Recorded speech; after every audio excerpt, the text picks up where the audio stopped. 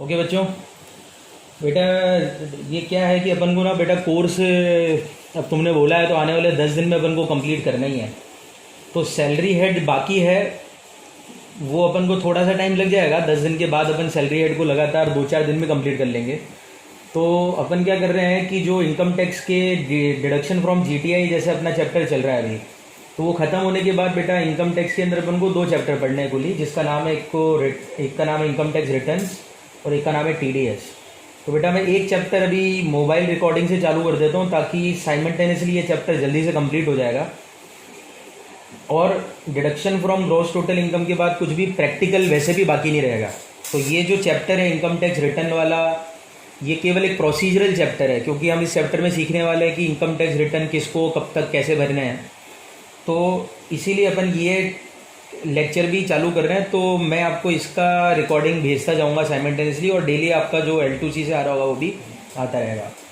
तो chapter start करते हैं बेटा, जिसका नाम है इनकम टैक्स रिटर्न्स। और इस चैप्टर का वेटेज अगर देखा जाए तो बेटा ये 4 नंबर का चैप्टर है। 4 मार्क्स का क्वेश्चन आता ही है, 100% आएगा। और इस चैप्टर को बच्चे बिल्कुल ध्यान नहीं देते हैं एक्चुअल में। इसको हमेशा समझते हैं कि ये तो चैप्टर यूज़लेस है, इसका तो कोई लेन देन नहीं है, क्योंकि उनका टारगेट केवल होता है कि टोटल इनकम निकल जाए और टैक्स निकल जाए तो उनका मतलब हो गया कोर्स ख़त्म। तो टोटल इनकम निकालने के लिए तो अपना लास्ट चैप्टर यहीं पे ख़त्म हो जाएगा डिडक्शन पे। तो टीडीएस और इसके ऊपर थोड़ा बच्चे ध्यान नहीं देते, पर ये दोनों के क्वेश्चन आते हैं बेटा। 4 नंबर का टीडीएस का भी आता है, 4 नंबर का इसका भी आता है। तो मेरे को लगता है कि ये चैप्टर पे ध्यान दिया जाना चाहिए। तो ऑब्वियसली इस चैप्टर के भी नोट्स मैं आपको प्रिपेयर करवा दूंगा, जैसे मैंने हर चैप्टर के नोट्स प्रिपेयर करवाए हैं।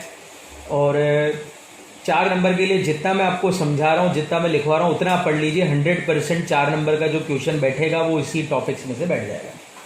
तो बेटा शुरुआत करते हैं। सबसे पहले इसके सामने जो पहला टॉपिक आता है वो बेटा आता है वॉलंटरी रिटर्न ऑफ इनकम। तो फर्स्ट टॉपिक से चालू करते हैं। Voluntary return of income, section number 139(1) है। तो सबसे पहली बात, वॉलंटरी रिटर्न ऑफ इनकम क्या कहते हैं। तो बेटा 139(1) कहता है कि आपको अपना इनकम टैक्स रिटर्न अपने आप भरना है। अपने आप भरना है, कोई आपके घर पे आकर इनकम टैक्स रिटर्न फॉर्म भर के नहीं जाने वाला। You have to self file your return. Voluntary return का मतलब है अपने आप भरना है रिटर्न। अब क्वेश्चन ये आता है कि कौन से पर्सन को रिटर्न भरने की ज़रूरत है। तो पहला टॉपिक हमारे सामने आता है person liable to file return. ये बहुत इंपॉर्टेंट क्वेश्चन है। किन व्यक्तियों के लिए मैंडेटरी है कि वो ITR भरेंगे, इनकम टैक्स रिटर्न भरेंगे, ज़रूरी किन के लिए। तो नंबर 1 बेटा है कंपनी और फर्म। 2 पर्सन जिनको अपना ITR भरना ही है, चाहे इनकी इनकम कुछ भी हो। अगर कोई भी कंपनी है या कोई भी फर्म पर्सन है तो उसको अपना इनकम टैक्स रिटर्न फाइल करना मैंडेटरी है, भले ही उनकी इनकम कुछ भी हो। मतलब कि मैं ऐसा बोलना चाहता हूं कि अगर मान लीजिए कि आप एक कंपनी रन करते हैं और आपकी कंपनी को प्रीवियस ईयर में लॉस हुआ है, कोई टैक्स नहीं बन रहा आपकी कंपनी का, तो भी आपको ITR फाइल करना है। सिमिलरली फर्म को भी ITR फाइल करना ज़रूरी है। तो कंपनी और firm are mandatorily required to file their ITR। Number 2, जो भी पर्सन अदर देन कंपनीज बचे बेटा, पर्सन अदर देन अबाउ, ऐसा बोल देता हूँ। कंपनी और फर्म के अलावा के पर्सन को ITR कब भरना ज़रूरी है, तो बहुत ध्यान से सुनना। कंपनी और फर्म के अलावा के जो पर्सन है, मतलब इंडिविजुअल HO बेसिकली आप समझ लो। तो हम जैसे लोगों को ITR भरना तब ज़रूरी होता है इफ़ टोटल इनकम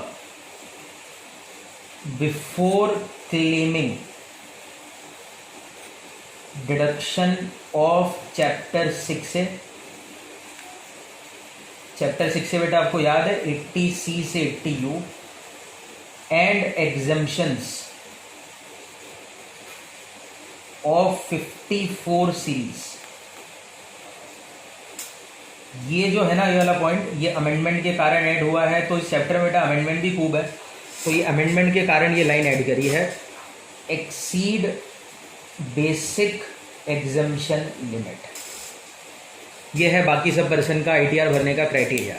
तो ये कह रहे हैं कि बाकी जो भी पर्सन है कंपनी और फर्म के अलावा, उनको अपना इनकम टैक्स रिटर्न फाइल करना पड़ेगा अगर उनकी टोटल इनकम अब what does the total income here means, इधर टोटल इनकम का मतलब पांचों हेड की इनकम माइनस डिडक्शन लेकर नहीं करना है आपको ऐसी टोटल इनकम चाहिए जो डिडक्शन के पहले की हो और 54 के जो भी एग्जम्पशन आपने क्लेम किए हैं उसके पहले की हो। मतलब जैसे मान लीजिए आपकी टोटल इनकम आ रही है बेटा 4 लाख रुपये, मान लीजिए टोटल इनकम आ रही है 2 लाख रुपए की। अब 2 लाख रुपए की टोटल इनकम है और उसमें आपने डिडक्शन क्लेम कर लिए थे 2 लाख रुपए के जीटीआई वाले, तो आपकी जो इनकम कंसिडर आपको करनी है वो 2 लाख नहीं 4 लाख करनी है। तो आपकी जो इनकम है 4 लाख हो गई और वो 4 लाख किससे ज़्यादा हो गई है, बेसिक एग्जम्पशन लिमिट से ज़्यादा हो गई है। बेसिक एग्जम्पशन लिमिट कितनी है, 2.5 लाख, 3 लाख और 5 लाख वाली स्लैब रेट के हिसाब से जो लिमिट है ना, तो अगर उससे ज़्यादा है तो आपको आईटीआर भरना पड़ेगा। तो बाकी यानी कि जैसे हम इंडिविजुअल हो, अब मान लीजिए बेटा मेरी टोटल इनकम 2 लाख आ रही है। अब मेरी टोटल इनकम अगर 2 लाख आ रही है तो मेरा टैक्स तो जीरो बनने वाला है, क्योंकि 2 लाख तक की इनकम में तो टैक्स ही नहीं बनता। पर ये वाली जो 2 लाख आई है वो तो डिडक्शन क्लेम करने के बाद की है, जीटीआई के डिडक्शन क्लेम करने के बाद आती है टोटल इनकम। मान लीजिए मैंने जीटीआई के डिडक्शन क्लेम करे थे 2 लाख, तो 2 + 2 कितने हो गए, 4 लाख। और मान लीजिए कि मैंने ऊपर कोई 54 का एग्जम्पशन क्लेम किया था 1 लाख का, तो 4 + 1 कितने हो गए, 5 लाख। तो मैं आईटीआर भरूंगा कि नहीं भरूंगा, इसके लिए मैं जो अमाउंट कंसिडर करूंगा वो 5 लाख रुपए कंसिडर करूंगा, क्योंकि 5 लाख 2.5 लाख से ऊपर है तो मेरे को आईटीआर भरना पड़ेगा।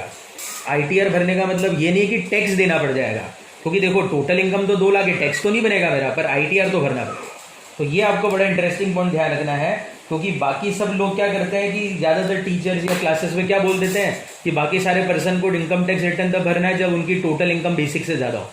तो आपको ये ध्यान रखना है कि टोटल इनकम कौन सी वाली देखनी है अपन को, बिफोर चैप्टर 6 से deduction and before exemption of 54 series. तो ये आपके सामने हो गया पहला पॉइंट, किन लोगों को वॉलंटरी रिटर्न फाइल करना जरूरी है। तो आपका पहले क्वेश्चन का जवाब आपको मिल गया है।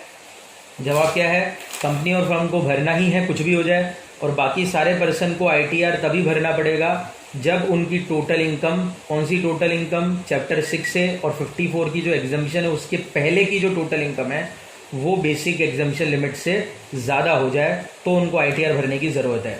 सर मान लीजिए कि अपन ए और बी दोनों क्राइटेरिया में नहीं आते तो आईटीआर भरने की ज़रूरत नहीं है क्या, तो जवाब है बेटा बाकी भी केसेस और हो सकते हैं अभी कि आईटीआर भरना पड़ जाए आपको। तो अभी मैं 2 केसेस आपको बताया, अभी ए बी के अलावा सी डी भी मैं आपको बताऊंगा। चारों में से किसी भी चक्कर में आप फंस जाओगे तो आपको भरना पड़ेगा। तो ये 2 पॉइंट आपके सामने हो चुके हैं जो आपको ध्यान रखना है। तीसरे केस में एक और रीजन जिसके कारण आपको भरना है वो है तीसरा, इफ सच पर्सन, ये भी अमेंडमेंट के कारण ऐड हुआ है बेटा, बड़ा इंटरेस्टिंग अमेंडमेंट है। मैं ये मान के चलता हूं कि इस बार इस चैप्टर से इसी सी वाले पॉइंट पे क्वेश्चन आना चाहिए और किसी चीज़ से क्वेश्चन आएगा ही नहीं, क्योंकि अमेंडमेंट है, इंपॉर्टेंट अमेंडमेंट है। तो मान के चलो कि 99.99% इसी से क्वेश्चन आना चाहिए। एक और क्राइटेरिया ने दिया है, आपको आईटीआर भरना पड़ेगा अगर आप इन केसेस में आ जाए। कौन से केसेस में आ जाए साहब, आप ऐसे पर्सन है जिन्होंने डिपॉजिट किया है, has deposited aggregate amount exceeding 1 crore in 1 or more current account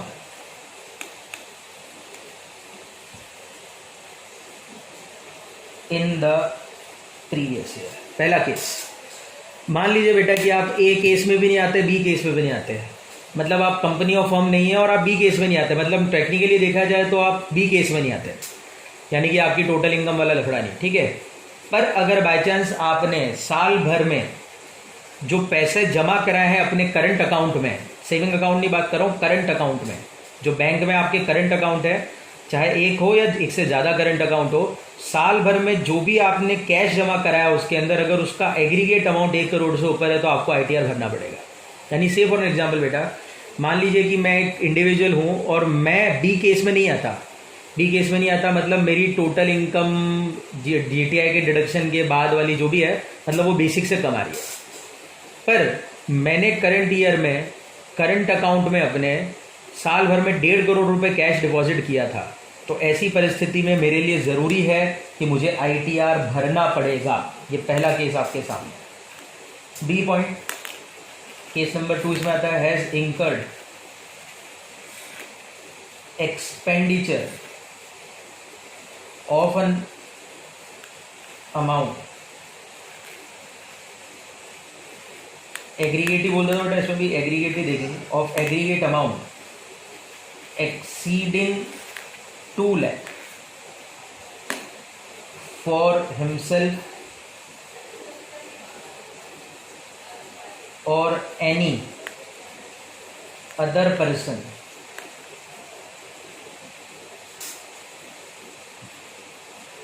for travel to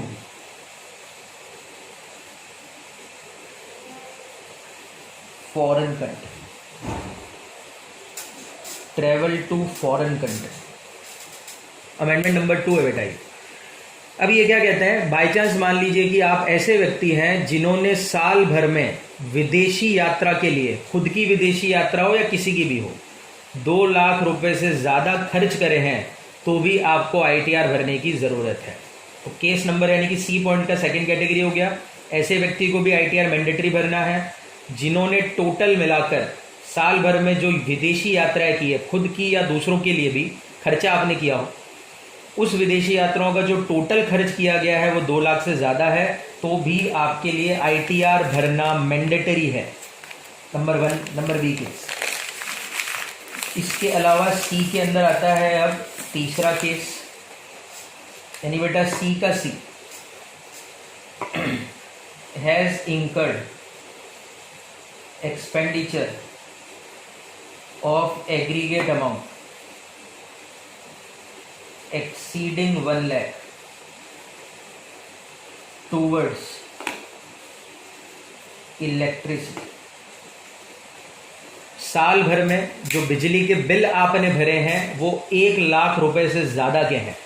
अगर टोटल बिल जो आपने साल भर में इलेक्ट्रिसिटी के भरे, आपके नाम से जो कनेक्शन होंगे, अगर उसके बिजली के बिल का टोटल अमाउंट 1 लाख से ज़्यादा हो जाएगा, तो भी आपको ITR भरना मैंडेटरी हो जाएगा। और चौथी पॉइंट मैंने लिखी है सच प्रिस्क्राइब्ड पर्सन। तो चौथी कुछ है ही नहीं, मतलब मैं इसको हटा ही देता हूँ। मेनली 3 पॉइंट आप ध्यान रख लीजिए। तो ये 3 कैटेगरी में भी अगर आप आ गए तो भी आपके लिए ITR मैंडेटरी है। यानी कि ITR भरने के अब 3 केसेस हो गए, A केस, B केस और C में 3 केस। किसी भी सिचुएशन में आप फंस गए, आपको ITR फाइल करना कंपलसरी है।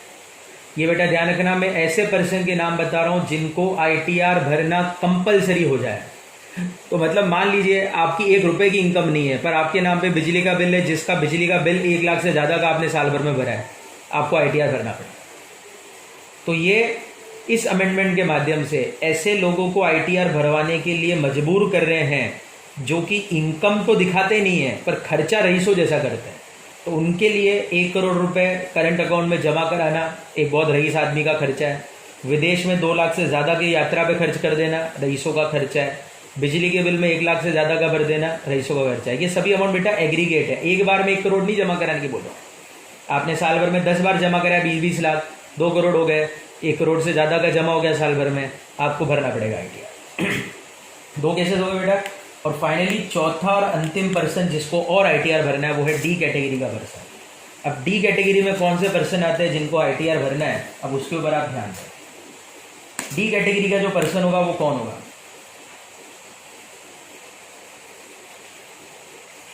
सबसे पहले ऐसे पर्सन D कैटेगरी में आएंगे जो ऑर्डिनरी रेसिडेंट है। नंबर 1 बात, D कैटेगरी में ITR भरने की जिम्मेदारी या कंपल्शन उन लोगों पे आ रहा है जिनका स्टेटस ऑर्डिनरी है, ऑर्डिनरी रेसिडेंट के पर्सन है, और वो इन 2 में से किसी एक क्राइटेरिया में आते हैं। नंबर 1 क्राइटेरिया, या तो वो बेनिफिशियल ऑनर है किसके, किसी असेट के जो लोकेटेड है आउटसाइड इंडिया, OI मतलब बेटा आउटसाइड इंडिया, या साइनिंग अथॉरिटी है इनके पास किसी अकाउंट की, बैंक अकाउंट की, जो भी कहां पर है आउटसाइड। तो अगर आप ऐसे ऑर्डिनरी रेसिडेंट पर्सन हैं जो कि बेनिफिशियल ऑनर हैं किसके, असेट्स के, कहां पे लोकेटेड है आउटसाइड इंडिया, या फिर आपके पास किसी विदेशी अकाउंट की साइनिंग अथॉरिटी है, तो आपको ITR भरना कंपलसरी है, भले आपकी इनकम कुछ भी। और इसी तरह से दूसरा पॉइंट आता है आप बेनिफिशियल ऑनर नहीं हैं, आप बेनिफिशियरी हैं। वर्ड पे फर्क कर रहा हूं मैं। बेनिफिशियरी है किसके? Same asset located outside India के। यहाँ पे अकाउंट की बात नहीं चलेगी, अकाउंट वाला पॉइंट नहीं लगाना है आपको, बाकी सब कुछ सेम। तो आप बेनिफिशियरी हैं किसके? असेट के, जो कहाँ पे लोकेटेड है? आउटसाइड इंडिया लोकेटेड है। सर एक बात बताओ, बेनिफिशियल ऑनर है और बेनिफिशियरी है, फर्क क्या है दोनों में? बेटा बेनिफिशियल ऑनर वो है जो उस असेट को खरीदने का कंसिडरेशन देगा। तो जैसे मान लीजिए विदेश में, यूएसए में आपके पास एक मकान है और आपने पेमेंट करा है उस मकान के लिए, तो आप बेनिफिशियल ऑनर हो गए। और बेनिफिशियरी वो है जिसने कंसिडरेशन पे नहीं करा पर इनकम डिराइव करने की पावर है। मान लीजिए विदेश में एक मकान है जिसके मालिक तो आप नहीं है, पर उसका किराया आपको मिलता है, तो भी आपको आईटीआर भरना है, क्योंकि आप बेनिफिशियरी बन गए हैं असेट लोकेटेड आउटसाइड इंडिया की। तो अब आप इन चारों में से किसी भी सिचुएशन में फंस गए तो आपके लिए income tax return filing mandatory हो जाएगी। तो ये पहला प्रश्न है इस चैप्टर का। क्या क्वेश्चन है? 139(1) जो वॉलंटरी रिटर्न होता है वो किन लोगों को भरना कंपलसरी है? तो 4 केसेस है। कंपनी और फर्म के लिए तो कंपलसरी ऑलवेज है, और बाकी 3 में से 1 केसेस में फंसेंगे तो आपको भरना पड़ेगा। सर मैं तो ए बी में भी फंस गया, सी में भी फंस गया, डी में भी फंस गया, तीनों केस लग गया मेरे ऊपर, तो भरना ही है ना। मैं तो बोल रहा हूँ तीनों चारों में से 1 में भी फंस गया तो भरना है, तो चारों में फंस गया तो भी भरना है, 1 में फंस गया तो भी भरना है। तो ये हो गया मैंडेटरी। सर मैं चारों ही केसेस में नहीं आता, ना मैं ए में आता हूँ, ना बी में आता हूँ, ना सी में आता हूँ, ना डी में आता हूँ, तो आपको नहीं भरना आईटीआर। फिर भी आप चाहो भरना तो भर तो सकते हो, मैंडेटरी नहीं है, भरना चाहो तो भर सकते हो, कोई दिक्कत की बात नहीं है। ये आपके सामने हो गया पहला पॉइंट 139(1) वॉलंटरी रिटर्न किसे भरना है। बहुत इंपॉर्टेंट क्वेश्चन है। मैं ये मानूंगा कि आगे चैप्टर में जो भी पढ़ेंगे शायद उसमें तो कुछ आए ना, इसी में से आ जाए क्वेश्चन। एक क्वेश्चन जो आएगा इसी में से आ जाए, बाकी की चीज़ें पूछे ही ना, हो सकता है। अब बेटा फाइनल बात आती है, दूसरी बात 139(1) की आती है, वो ये है कि सर किसको भरना है पता तो पड़ गया, कब तक भरना है ये भी बता दो, यानी कि due date of filing the return, किस तारीख तक भरना है। आपको पता है मैंने बहुत सारी जगह पे बोला, बीएनपी में अपन ने बात करी कि 43 भी याद है सेक्शन आपको पढ़ा था अपन ने, कुछ खर्चों का डिडक्शन तभी मिलेगा जब एक्चुअल पेमेंट कर दो। कब तक? Due date of filing return तक। तो क्या due date of filing return है? मैंने आपको 2-3 बार बोला आईटीआर की, तो अब मैं और कंफर्म करता हूँ। नंबर 1, अगर आप टैक्स ऑडिट कराने वाले पर्सन है, टैक्स ऑडिट वाले पर्सन मतलब जिनका बिजनेस का टर्नओवर 1 करोड़ से ज़्यादा है या प्रोफेशन की ग्रॉस रिसिप्ट 50 लाख से ज़्यादा है। याद है टैक्स ऑडिट किसको करानी है?